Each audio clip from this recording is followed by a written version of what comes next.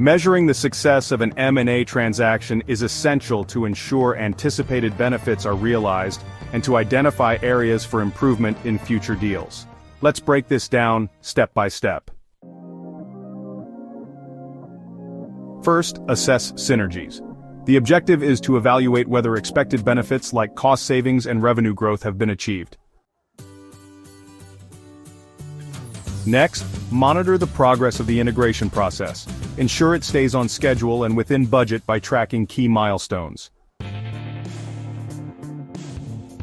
Identify areas for improvement. Conduct post-integration reviews to gather lessons learned and best practices for future transactions.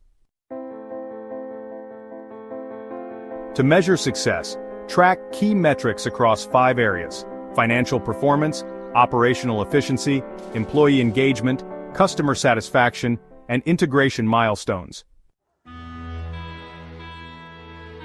Finally, conduct post-integration reviews to evaluate outcomes and document lessons learned. By planning integration effectively, managing change, and measuring success, healthcare business owners can ensure smooth transitions and maximize M&A benefits.